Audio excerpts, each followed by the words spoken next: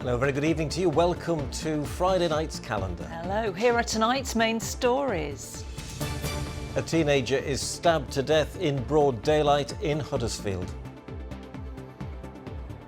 Police say this is an isolated incident and are reassuring members of the public tonight 3 people are being held. Also tonight, remembering 2 footballing tragedies. We're with the firefighters fundraising 4 decades since the Bradford Stadium disaster. And we're inside Elland Road as Leeds United prepares to mark 25 years since 2 fans were killed in Istanbul. Plus, how Oliver the Labrador has helped more than 150 South Yorkshire families deal with some really difficult times. Yes, warm in the sunshine. And take a look at this. What a beautiful day it's been, but will it last into the weekend? Yes, warm in the sunshine today, cool in the breeze. Whatever you're up to this weekend, I'll have your full forecast for the next few days.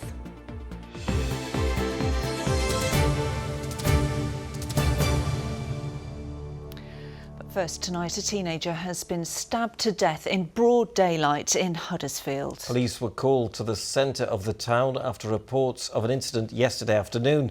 This morning, it was confirmed he died in hospital. Matt Price is there for us this evening. What more do we know about this, Matt?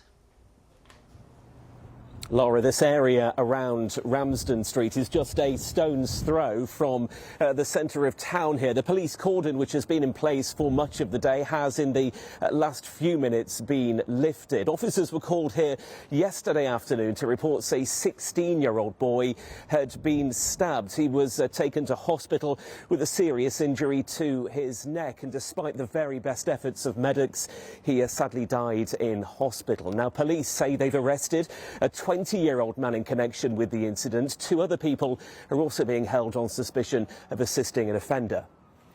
And what have police had to say about it, Matt? Well, we've heard briefly from officers from the West Yorkshire Force, the senior investigating officer, that's Detective Chief Inspector Damien Roebuck. He said the investigations indicate that this is an isolated incident, and in the last couple of hours they've expanded on that. They say this is not gang-related or linked to any wider disputes between the groups. And since that police cordon I was talking about has been lifted, people are now arriving to lay flowers at the scene. Local officers, as I say, have been carrying out patrols here to reassure the public, and they're asking anyone with information as to what happened here to please get in touch. Matt Price live in Huddersfield for us this evening. Thank you very much. Next, 25 years ago, 2 Leeds United supporters travelled to Turkey to watch their team play in a European semi-final tie. They never came home. Christopher Loftus and Kevin Spate were stabbed to death after violence broke out on the streets of Istanbul. 5 men were later sentenced for their part in the trouble. Well, tonight at Elland Road, Leeds' home ground, there's a special dinner to celebrate the lives of Christopher and Kevin and to raise money for charity. We'll go there shortly, but first, Chris Dawkes looks back on a night no Leeds fan will ever forget. Violence on the streets of Istanbul 25 years ago.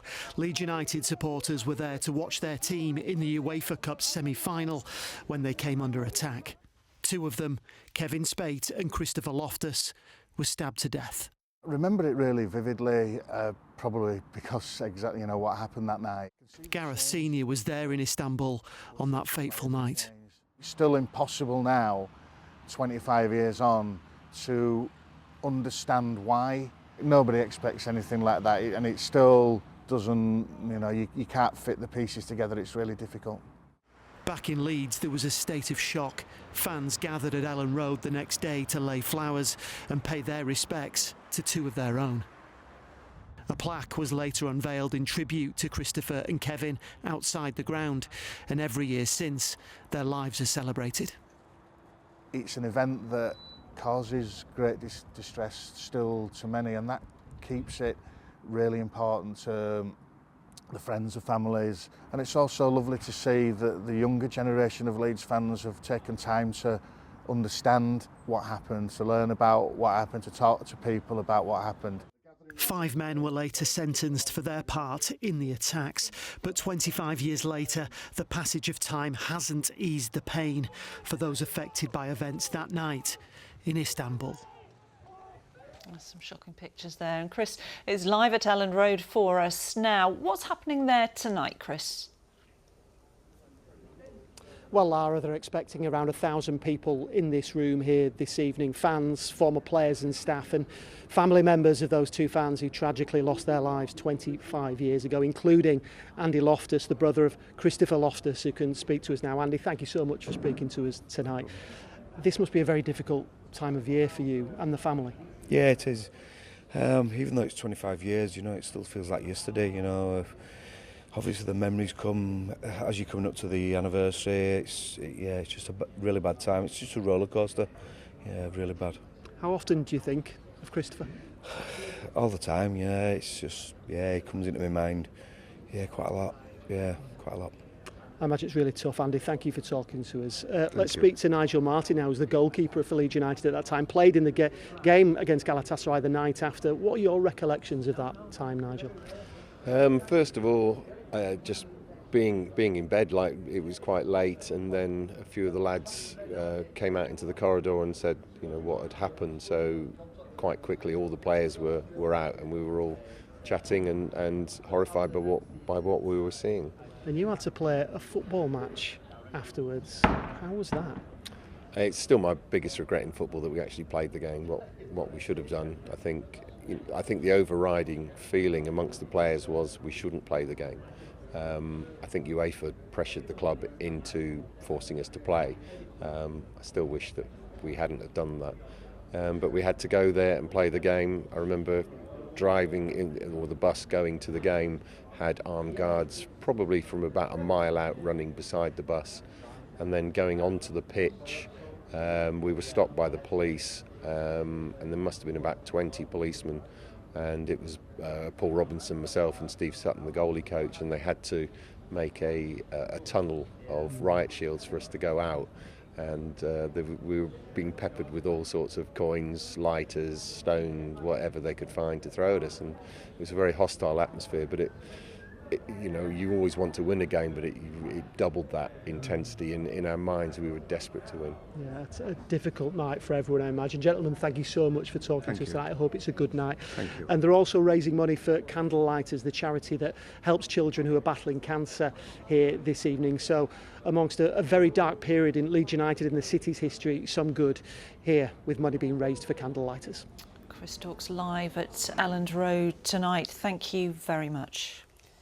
Well, to Lincolnshire now, where 2 cities have been brought together by one of this country's worst stadium tragedies. More than 20 firefighters from Lincoln and Bradford are taking on a charity walk to Valley Parade as part of fundraising to mark 40 years since the Bradford City disaster. Yes, and next month will mark another milestone anniversary of the fire which claimed the lives of 56 fans in the last game of the season against Lincoln City. More than 250 people were injured. Our reporter Emma Hayward was there as they prepared to set off. Well, I'm right in the heart of Lincoln City football ground. This is the starting point for this walk. More than 30 people taking part in this. And this just shows the close relationship between these 2 clubs. Of course, it's nearly 40 years ago since 56 fans were killed in that awful fire at Bradford, including Bill Stacey. I've got his grandson with me here now. This is a really poignant moment for you, isn't it? Yeah, it's great to be able to represent the Stacey family in this a day for the 40th anniversary. It's fantastic that Bradford Fire Brigade and Lincolnshire Fire Brigade are coming together to raise all this money for the Burns unit and to make sure everyone knows that this is an event that needs to be remembered. And we're in front of the Stacey West stand, which of course remembers the 2 Lincoln City fans who died. Yeah, Jim West and Grandad were very, very close together, and it's always going to be remembered. Even when I'm no longer here, the guys will be remembered. Should never go to a game of football and not go home, so it's great. Well, thank you for talking to us this morning. And let's speak to 2 of the firefighters taking part, Ollie and Mark. Ollie, tell us why you wanted to do it. When Mark got in contact with us from Bradford Fire Station, it was a no-brainer for us. Didn't hesitate in wanting to get involved. So Lincoln South Fire Station wanting to get involved, in such an important anniversary. 40 years is massive. So the aim is to raise 56,000 for the 56 lives that were lost for the Bradford's Burns unit. And Mark, you're walking through the night, aren't you? How are you feeling about that? Yeah, it's going to be tough, but we're firefighters, so we battle through with that sort of thing. Hopefully we'll pull each other through. The main thing is if the donations are coming in, it'll certainly get us through, and your donations mean everything for us. Well, we really wish you well with your walk, and they're expected to arrive just before kick-off tomorrow. Yes, hope they do really well with that walk and no blisters. That's what I hope. Now, a multi-million-pound project has been announced in Barnsley as part of the government's drive to get people off benefits and into work. £18 million is being spent on training, healthcare and volunteering roles for those who are struggling to get jobs or stay in employment. But critics of the plan say the cash should go to specialist care for conditions which prevent people from working and say that benefit cuts are still hurting those in need. Sally Simpson reports. Building a better future for South Yorkshire starts in Barnsley, says the Work and Pensions Minister. Liz Kendall came to announce the Pathways to Work scheme, which she says will help thousands of people stay in or get back into employment. Like Lee, who has learning disabilities. He was helped into a cleaning job through a government-funded supported employment scheme run by Barnsley Council.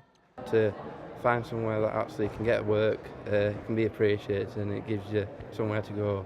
Instead of just being stuck in four walls. It's changed my life. I wouldn't have probably got a paid job without it really. So it's changed my life. The cash is going to the combined authority. South Yorkshire Mayor Oliver Coppard says the focus needs to shift. We're trying to do things differently because we know that we need to help people. We know that 7 out of 10 people who are out of work want to be back in work. We know that about 35% of people who aren't in work have got health issues, and we've got to help those people. Do you support the cutting benefits that the government's recently announced? I support the reform to the services that we're seeing here in South Yorkshire because that's what's going to help people the most. They are leading the way in Barnsley to help people with health conditions stay in work and get back to work. And that's excellent news for those people who can and do want to get back to work. But for those who fall outside of that criteria, they feel let down. I know there are people across this country who will never be able to work because of the severity of their health condition or disability. And our commitment to support those people is non-negotiable. At home in Rotherham, Joanna Mason is one of those who feels let down. Multiple sclerosis and a condition called functioning neurological disorder forced her out of her much-loved teaching career. She says there are many unanswered questions about the new scheme. It sounds great on the surface, but how is it actually going to work, especially with someone with fluctuating disability like myself, where last night I had a really big seizure and have struggled to even look after my children. It almost feels like there's so much that isn't being considered. The scheme aims to help 3,000 people in its first year. Tens of thousands more are still anticipating the future of a welfare system which remains uncertain. Sally Simpson, ITV News, Barnsley. Now, sadly, for anyone who's lost a loved one, getting that emotional support is vital, especially when children are involved. Well, Hope, a trauma support charity based in South Yorkshire, is trying to make it easier for those affected to receive that help. And it's all down to the charity's most important member. Yes, Sarah Clark went to meet him on a training session at one of the popular theme parks in the region. Meet Oliver. He may look like your average Labrador, but the 2-year-old is actually a very special therapy dog, and he's here at Gulliver's Valley in Rotherham for training. So Karen, you're Oliver's handler. Why are we here today at this theme park? What skills are you teaching him? So it's to help Oliver while he's out and about, learn about different sights and smells. He gets a lot of different exposure here because of the different sounds and the kids. And because he works around kids, we don't want him to be basically spooked. And it just helps him longer term with everything that he does. Since being a puppy, he's supported 150 families from South Yorkshire dealing with trauma or bereavement. How vital is Oliver when it comes to helping families that sadly have lost loved ones? Stroking and petting animals has been proven to lower our stress levels. It's really lovely that when somebody comes through the door and they've had these traumas and is very, very upset, that they go home feeling a lot better through their engagement with Oliver. Today is part of a continuous training programme by the trauma support charity Hope. enabling him to remain a calm character in new surroundings. He's an absolute star and we are just so proud of him. He's making a huge difference. Oliver offers emotional support to our families, so he's there to visit them in their homes. He'll go on walks with them. We have a programme with our children called Reading with Oliver, and often we find that the children will open up and talk to Oliver when they won't talk to an adult or a grown-up. We need more of this going on in the wider community, not just in Yorkshire but actually around the UK, because it is really, really important for these families to get the support they need. It's a really worthy cause and we're just here to support that. An opinion parents here strongly agree with. I've lost a parent when I was a child, so having someone like Oliver to help me through that would have been a fantastic kind of experience. I think it's amazing, honestly, like, because I see this daily at work, and because I'm a nurse and I'm on orthopaedic trauma, I see this, so it's like, it's just nice to know that there's something out there to support the people that need it. I think it'll be a fantastic thing for bereaved children and families. I think, yeah, it's wonderful. With many more families waiting for Oliver's help, the charity says they hope to train more dogs to give that vital support which is so desperately needed. Sarah Clark, ITV News, Rotherham. He's great as Oliver, isn't he? Now then, time for some sport. And Arif is here. And Arif, just like the weather, the race for, well, promotion for the Premier League is hotting up. Yeah, it certainly is, Ian. And Sheffield United, they're in pole position to be promoted, and they look to cement their place at the top of the Championship when they go to Oxford tomorrow. The Blades went top after beating Coventry last weekend and will look to extend their unbeaten run to 6 games. Leeds, who are second, have dropped keeper Ilan Meslier for tomorrow's trip to Luton. His mistakes cost the Whites the win and top spot against Swansea last Saturday. Meslier's former teammate, though, Stuart Dallas, believes Leeds are still in a strong position to get promoted. And these players have got to remember that they've got themselves in this position because they're a good team. A lot of good players, the best squad in the league for me. It's just important that they remember that. We're right in the middle of it, so we've got to continue and doing all the things that we've done so far to maintain and improve our position over the last 7 games. Cricket season's underway now, Arif. Yeah, how have Yorkshire got on back in Division 1? Not great, to be honest, Lara. They've been really struggling today. Yorkshire won the toss and batted first, a decision they're probably regretting. They're bowled out for just 121. Davin Milan top scoring with 31 before being run out. Hampshire in reply are 138 for 3. To Rugby League now, and it's Challenge Cup weekend for both the men and women. Wakefield Trinity are our last team standing in the men's Challenge Cup. They take on Lee this evening. Then tomorrow, the Leeds Rhinos women start their cup run. They've been runners-up for the last 2 years and are desperate for things to change. Obviously, you go into finals wanting to win. I think any team does, so it's kind of given us a bit of fuel to sort of push on this year and make sure that we're prepared for those bigger games and make sure that when we go out on the pitch that we're ready to win. And finally, from me, the Sheffield Tigers Speedway team and supporters paid tribute to their teammate Ty Whiffenden after their opening win of the new season.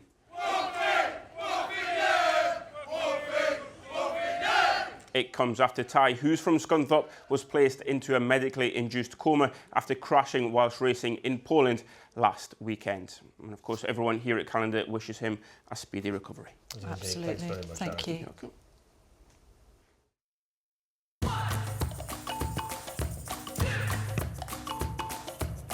Zero Accounting Software sponsors ITV Regional Sports Report. And that was a quick turnaround. We've got Keza back in for the Whizzing weather. it in for Friday, yeah. Getting used to Another this nice lovely weather, you know. day. I know, and you can do actually, because for the next week at least, we're looking at a mostly dry story. So that picture behind me, just sort of morning dew at worst over the next few days, and it's a little fresher for the weekend, but it's not looking too bad. We had our cameras on the top of our ITV Studios roof earlier on, and this is live actually from our Kirkstall Road view, which looks down at Kirkstall Road. I was starting to get get there, aren't we? With these evenings becoming lighter, that we can actually sort of get out and about there in the sunshine. Go on the roof. Why can't I go on the roof? Hey, well, you've challenged yourself and the rest of the team for next week. We'll get you on the roof. It was also a lovely day in Newark. Our camera operators were here near the castle and the surrounding areas. Blue sky, water, all those things coming to life. And it doesn't take much, does it? Just a stroll maybe by a riverbank or in a local park. I don't think you need to do too much to have a really good time in this beautiful weather. And look at this. Oh, a little bit of a pooch having a good cuddle. And from one pup to another pup, a different kind of pup, a seal was found tangled up in more than 7 feet of rope. It has now been released back into the North Sea. The pup was saved by British divers Marine Life Rescue at Danesdyke, Flamborough in February. A spot of rehab and TLC from the RSPCA allowed Callum Oak, named after a local teenager, to gain over 8 kilograms before being released back into the wild earlier this week. So Feel Good Friday it is, yeah, for sure. Is it going to give us the feels over the next few days? Well, I've just been saying it's going to be really nice, so is it going to be really nice? Here we go. Today's forecast: seafood and sugar cube towns. TUI sponsors ITV Yorkshire Weather. Yes, still some settled weather to look forward to as we head into the weekend. Despite a little bit of cloud around at times, some fantastic scenes across the region this week, and of course the emphasis on the dry and settled conditions. Please keep them coming, weather photos at itv.com. Some morning cloud off the North Sea perhaps as we head into Saturday and Sunday morning, but soon burning back. And under the clearer skies, especially as the weekend progresses, the return of slightly more widespread overnight frosts. But we look to the north for high pressure, just slightly migrating down the North Sea over the coming few days, but staying with us, if anything, just importing drier and slightly warmer conditions into the first half of next week. So as we head through into tonight, it starts off dry and clear, but cloud will invade from the east and spread westwards during the second half of the night. So with a bit more cloud cover, not quite as chilly, but under the clearer skies in rural sheltered spots, 2s or 3s not out of the question as we head towards dawn. Very Saturday sun times, 6:31 and 7:49. So for tomorrow, bit of cloud around in places at first, but soon lifting and burning back, and a lovely dollop of blue sky and sunshine for the afternoon. Still a bit of a breeze, so it will be a little fresher at the coast, but for everyone dry and sunny, and temperature-wise not quite as warm as today, but still 14s, possibly 15s, and that is still a good few degrees above the average for the time of year. Again, on Sunday morning, perhaps a bit of low cloud directly at the coast, but soon burning back, giving us a lovely sunny Sunday afternoon. Temperatures rising, settled, with plenty of sunshine and light winds into next week. TUI sponsors ITV Yorkshire Weather. Oh, Kerry, what's that? Look at it! Onto Anna Bourne's hand, a robin feeding out of her hand. Never get robins in my garden to do that. No, it's really tame, isn't it? Yeah, Even lovely. I knew that was a robin. Actually, I did as well. Have a great weekend, whatever you're doing. Enjoy the sunshine. Good night. Bye-bye. Have a good one.